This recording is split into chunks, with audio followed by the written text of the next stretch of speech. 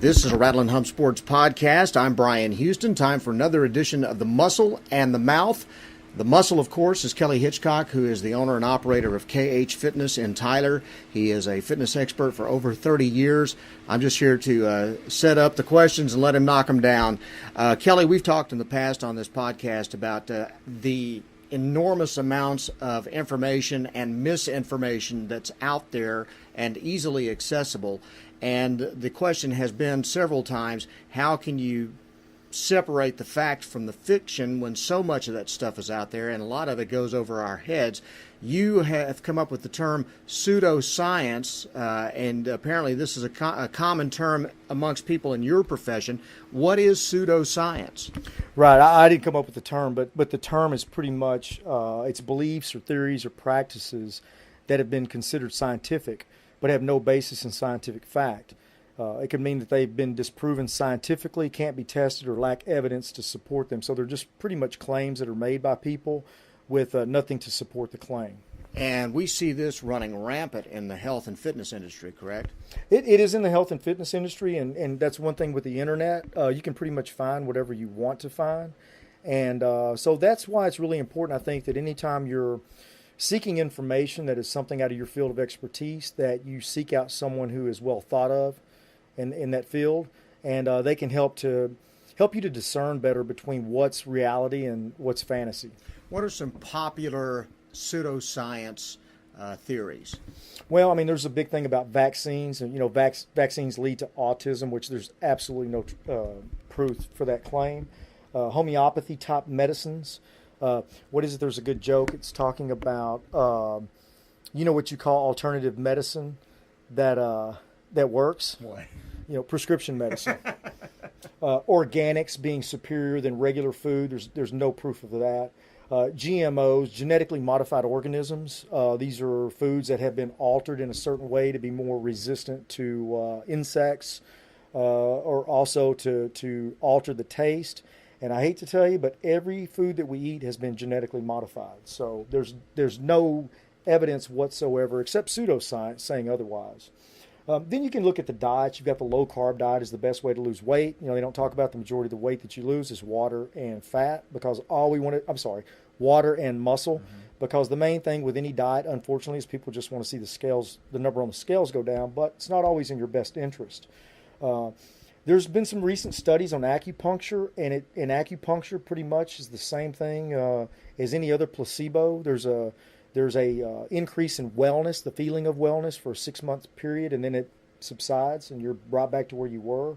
Iridology, the thought that I can look at someone's eye and tell that they're having some pancreas issues. It's pretty funny. Colon cleansing. These are some other things. Astrology. Reading. So these are some of the things in the list of issues that we have, and like you were saying, it's just really, really hard to discern between what is real and what is not. I think it might have been Yoda that said it is hard not to convince oneself of what one so keenly desires. Mm-hmm. When you want it to be true, and once you adopt a certain technique, then you'll do anything you can to find information that will support that position. So we've got to be careful. It's kind of like the line in the A Few Good Men where, I want the truth, and Jack Nicholson says you can't handle the truth. Absolutely. Yeah. I mean, people, it's sad sometimes that we would rather hold on to certain beliefs rather than just to acknowledge that we were wrong and move on. And the other thing that's amazing about this, Kelly, is that there are so many of these things that you just went down this list on. There are so many really smart people out there who really believe some of this stuff. Well, that's one thing that I've always found fascinating, is that really believing these things has nothing to do with intelligence at all. There are a couple things that pseudoscience are always based on, and that's flawed reasoning and cognitive biases. And if I talk about flawed reasoning, a lot of stuff is like anecdotal evidence, and what that's pretty much saying is it's an account of something which supports an argument, but which is not supported by scientific or statistical analysis. Anecdotes, when true, at least they're nice illustrative stories, but they, however, do not constitute evidence. There's nothing to support that position. And this only really applies to individuals or individual experience, and they're subject to the biases that they bring with it. Like I was saying, I think, again, I'm going to quote Yoda a lot. It's we find only what we bring. So we bring a lot of our beliefs to the belief. Mm-hmm. All right. So that being the case, then, how do we separate the fact from the fiction when so much of the fiction is worded in such a way that it almost looks like fact? I mean, you got to be really smart to delineate between the two. Definitely. I think, keep an open mind. Try not to be closed-minded. Try not to adopt something and become so vulcanized in your position that you become so rigid and inflexible that you can't move from where you're at. Like I was saying earlier, I think that if there's something that you're interested in changing, go to the expert. And you've got to be very discerning in finding who the expert is. Don't go with who the popular guy is in town. Go with the person that, may not tell you what you want to hear, but they have your best interest in mind. They say sometimes the medicine is bitter, but it cures the disease. And I mean, if you ever want to progress and move forward as quick and as soon as possible, then finding the truth out is the main thing. You talked about people being subject to their own biases, their own cognitive biases.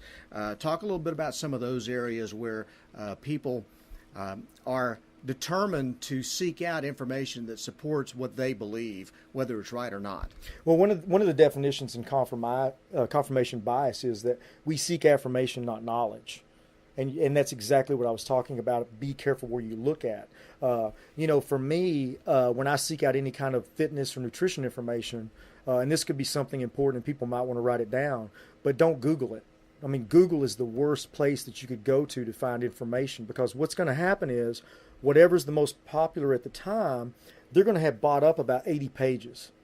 And so you're going to have to search through 80 pages, and you may not ever find the truth within those 80 pages. You mean to tell me that if it's on the internet, it's not always true? Unfortunately, yeah. And unfortunately, most of the time it's not true. But there is a site you can go to called Google Scholar. Okay. So just go on Google and Google Scholar. Do you trust Google Scholar? I do trust Google Scholar. And the reason why is because they only allow peer-reviewed information. So anything that you see on there has been subjected to the scientific method, where they have a hypothesis, they do the testing, and either the hypothesis confirms the conclusion or it disproves it, and then you got to redo the scientific method again. So anything that you see on there has been scientifically reviewed, and it's the closest we have to the truth. We're talking about confirmation biases. There's some other biases too, in-group or bandwagon effect, and that's where if we're a part of a team, we believe our team has got the truth. I mean, they're the best ones. It's the best answer we have, and that's not always true. And there's constant evidence of that in fad diets, fad exercise programs. I mean, we've watched it. We went from the Jane Fonda aerobics of the 80s to the low-fat diets to the Atkins diets to CrossFit. You go down the list. There's every time you turn around, there's something new coming out that attracts the bandwagon effect that you're calling it. Oh, sure. And if you ever try to speak out about that, be careful or be ready, because nobody likes their baby being called ugly. And that's basically what you're doing when you're trying to inform them that these people have a vested interest in what they're trying to sell you.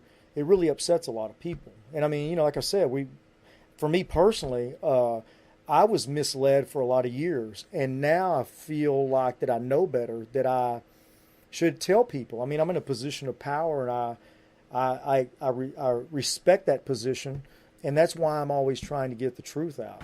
People seem to want to, I know in all fields, I know in my field in broadcasting and journalism, a lot of times experience is the worst thing you can have, because a lot of people think, well, that just means you're locked into the old ways of thinking and you're inflexible. But 30 plus years of experience in what you do, you see a lot of things, and you can't dismiss all that information that you've watched personally.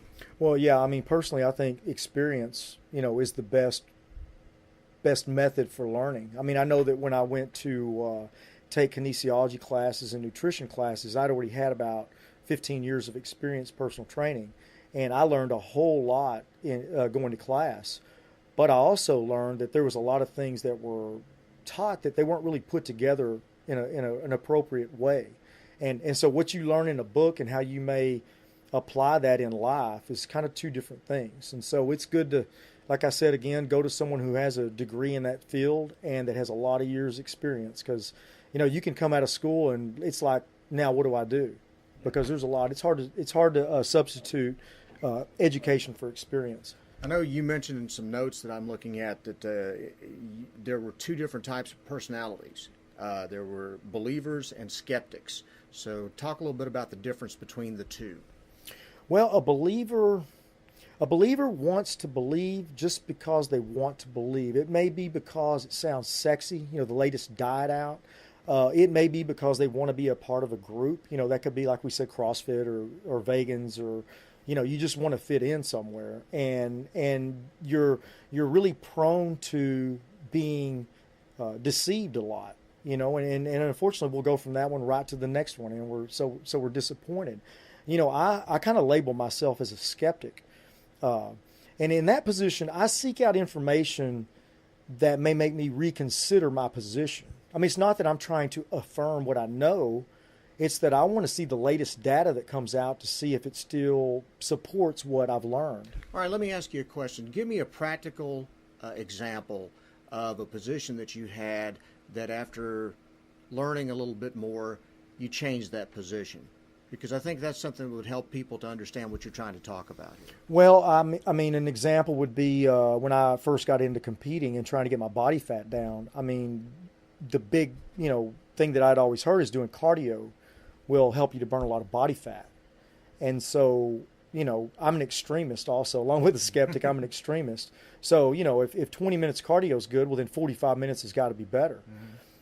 And for my first competition, I couldn't help but notice that I lost so much muscle mass. So I did a little bit more reading up on it, and I found out what was going on. And, the body wants to adapt to the stress that's imposed on it. And when you do a lot of aerobic training, it's not beneficial to have a lot of muscle mass. So what happens is the body will sacrifice muscle mass really over the fat. It'll actually lose the muscle than the fat, because the muscle's more metabolically active and you're trying to become more efficient. So that was something that I had thought. But, I think Maya Angelou said that, you did what you knew how to do, but when you knew better, you did better. And so I had to let go of that belief and trade it in for a better belief. How hard was that to do? I've never really been, it's never been hard for me to let go of something and take on something new. I think I try to discern as well as I can between what works and what doesn't. And, I don't look at that as a weakness. I think that's what happens to a lot of us, is that to say that I'm wrong or I had the wrong idea about something, they look at that as being a weakness. And I look at that as a strength, because when you let go of that old stuff and you accept the new scientific information that we have available today, then that makes you a better person. You're smarter. I think that it's it clears a cognitive path so that you develop a new understanding of everything around us. I don't think that I've been told that, I've been called, a cynic, pessimist, a hater, things like that, just because people will propose something, and I just ask them why they think that, because I'm really interested, because it's kind of a trick question, because I already know the answer. They know that because they've just been told that, and they never really looked into it at all. And for me, it's not about hoping something is true. It's about knowing that it's true. And so I've always been one that can let go of something and latch onto something else. And, through years and years, I think that I've become better for it. I mean, I can tell you, if you come in to see me 10 weeks out, where you're at and where you're going to be 10 weeks from now. And that's not because I'm smart or it's magic. It's because it's just math. I mean, if you do what I have written down, you're going to end up at a certain point. Now, if 10 weeks goes by and and you didn't get there, the math's not wrong. Mm-hmm. It's just that there were some things along the way that, maybe you ate a little bit too much that day or didn't work out enough that week. So that's one thing that I like. The thing before I got into really looking into the scientific method is that there was a lot of guesswork that I did. And fortunately for me, it worked out okay because I just got lucky, I guess, or the numbers were okay. But now the thing that I like about it is you don't have to guess about it. I mean, it's pretty much if you eat, if you have, let's just say, 150 pounds of lean body mass. I mean, mathematically, I know that your resting metabolic rate is 1,500 calories. Mathematically, I know that you're going to burn about 800 calories throughout the day. So we need to add that 800 calories to the 1,500. So it's not magic. Again, it's math. And so that, that's what I'm trying to get out is that it's not that I'm trying to be a dream killer. I mean, I don't want to be a dream killer, but I'm here to help. And I don't want that. I think that gets misconstrued sometimes is that I'm just kind of coming off as being negative or, like I said, calling their baby ugly. And by no means do I want to do that. But I've been where a lot of people are at. And I've been misled by a lot of people just as some of these people are being misled. And I just feel like, for all of us, we should correct people. If it's your field and you're in radio and somebody's telling people, hey, you can be a radio announcer with two 30-minute courses, I think that it's well within your profession for you to speak up. There's a quote that I love. It says, never be a spectator of unfairness or stupidity. Seek out argument and disputation for its own sake. The grave will provide plenty of time for silence. I mean, you may, I think I'm quoting a lot, I'm sorry, but John Lennon said, you may not get many friends, but it'll get you the right ones. That's good stuff. All right, so what's the takeaway from all of this? Knowing that what we've discussed here, there is all that misinformation out there. We know the personality types. Where do we take this information and what do we do with it to make sure we don't fall into those traps? Right. Well, I mean, just as we move forward, just remember you're going to always be challenged by the media, by print advertising, social network experts, which I see daily on like Facebook or Instagram. You're going to run into charlatans. You're going to run into friends and family members, and they're going to challenge you with these propositions, and they're going to challenge you logically and emotionally. But all I can say is stay logical. Try to keep your emotions out. We need to pursue knowledge through critical thinking and rational dialogue. I would always say, look it up online. Look at the scientific method. Look at, and I'm sure if anybody has kids, how many tri-boards have we done with the scientific method on there? But the reason why you use that is because it's going to get you the closest to what we know to be the truth. Carl Sagan's wife once said science is a relentless error-correcting mechanism.